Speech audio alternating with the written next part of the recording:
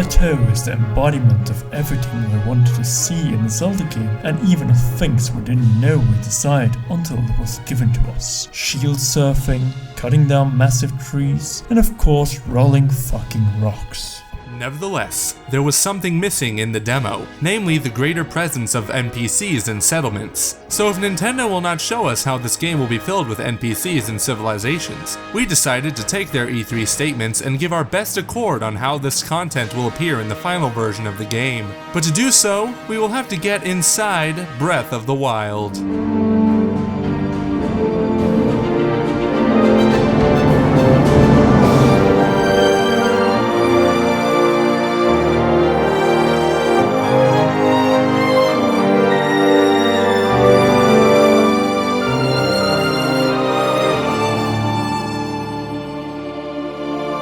The Legend of Zelda Breath of the Wild is brimming with content and places to explore, stretching across its massive world and provinces. But before we get over to this episode's subjects, we owe it to you to correct and readdress the issue of the size of Hyrule, since a more accurate calculation posted by Red Pheonix has surfaced in the recent days.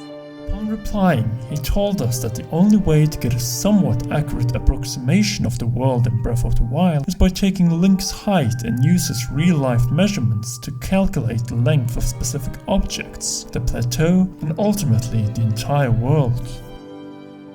Beginning from measuring Link, who is estimated to be of a similar height to Ocarina of Time adult Link, we can state that he is close to 1.7 meters tall. If you then place him right next to the Temple of Time ladder, we can see that Link reaches nearly up to the 4th step. The ladder has 45 steps, and by dividing the 45 steps with Link's 1.7 meters, he ended up with a length of 24.93 meters. Since the ladder is as long as the side columns of the temple, Pheonix decided to implement some good old trigonometry to find out that the longer side of the temple measures 56.82 meters and the shorter side 24.93 meters, 81.75 meters in total. Using this, he found out that the temple is 45.24 meters wide.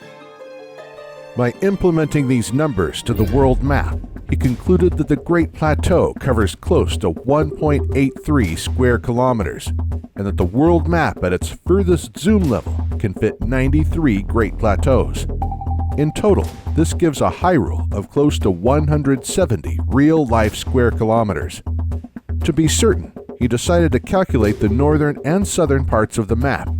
In this equation, the northern section is 110.89 square kilometers, and the southern section is 59.004 kilometers, which together gives a map area of 169.89 square kilometers. This is bigger than GTA 5 and the combined maps of The Witcher 3 Wild Hunt.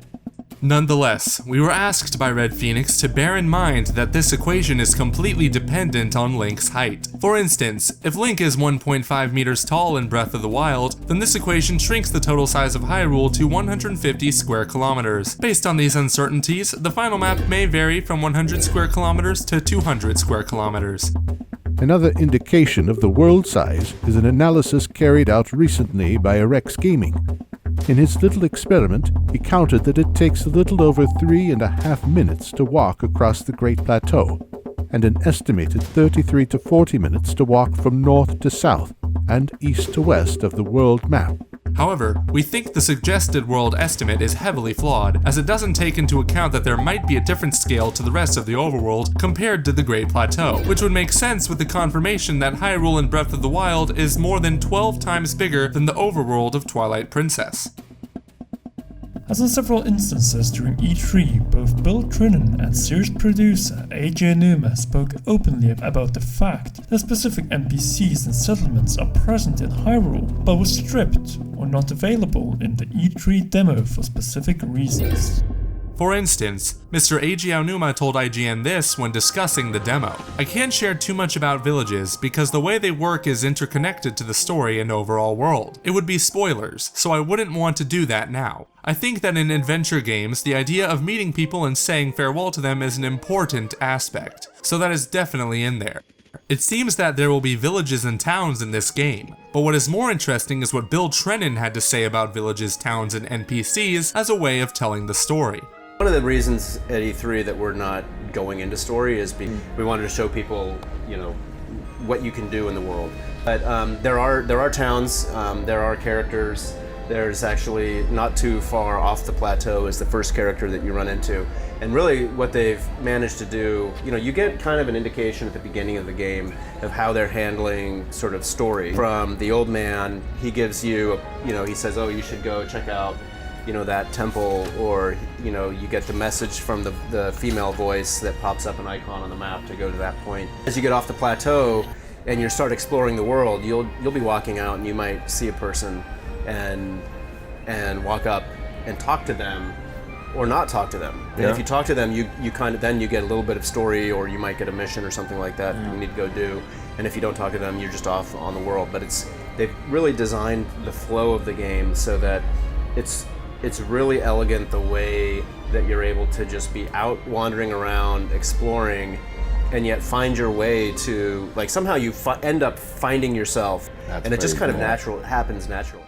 Thankfully, it seems as there will be more to the game than just the ruins from the era of the Hero of Time, and among them there will be a new approach to NPCs and exploration of settlements. In past Zelda games, both of these have been static, but with Breath of the Wild's more organic approach to its open-air environment, it has been implied by series creator Shigeru Miyamoto and series producer Eiji Aonuma that the NPCs will be aware of Link's presence and act accordingly. A good example of this notion is the old man who reacts to Link when he attempts to do something to him.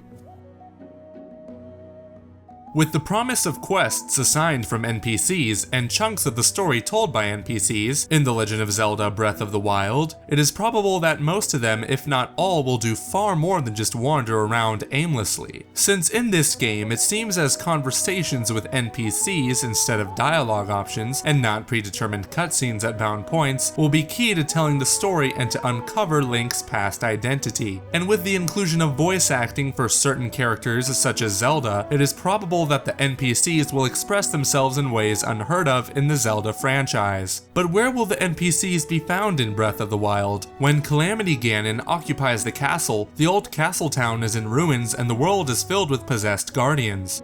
The world, as we have stated in Breath of the Wild, is huge and varied, so the more appropriate question should be whether there will be a main Hylian or human settlement, or a number of villages, a Goron city, a Sheikah settlement, a Gerudo town or village in the desert, a water-based Rito or Zora village, or maybe new settlements for new races in the game. The only thing we know is that there will be villages and towns, as both ArekkzGaming and Bill Trinan have hinted these in plural, marking for several of those present on the gamepad map in the 2014 Game Awards footage. No matter how many towns and villages there will be, exploring these will be unlike any Zelda experience, since Link is, for the first time, able to climb structures for some rooftop action. It will be interesting to see if the development team takes advantage of this for enemy encounters and hidden treasure. On ground level, we hope that the villages will be alive and the towns present in Hyrule will bustle with life. As stated in Zelda Unknown, we believe that the next big step within these areas is to remove loading times when moving from street to street or when entering small buildings. Another probable evolution for settlements is the revamped approach to the Hyrulean economy and the value of a rupee, as these are incredibly rare to find in the demo of Breath of the Wild. During several interviews, both Eiji Aonuma and Bill Trinan have hinted that gear and weaponry can both be bought and sold in settlements in exchange for rupees. It is probable that this and accepting quests contracts from NPCs will be the main source for monetary income in Breath of the Wild. With that in mind, we will give you the following choice for the next episode of Inside Breath of the Wild. Do you want us to talk about the art style or the physics engine? Vote by commenting under the video. Thank you so much for watching. If you liked what you saw, then please like, share, and favorite this video. And if you want to support me, the Voice Overlord, this series, then subscribe to Commonwealth Realm and follow him on Twitter. We hope you all have a fabulous day. This is Jason Damron, the Voice Overlord, signing out for CR.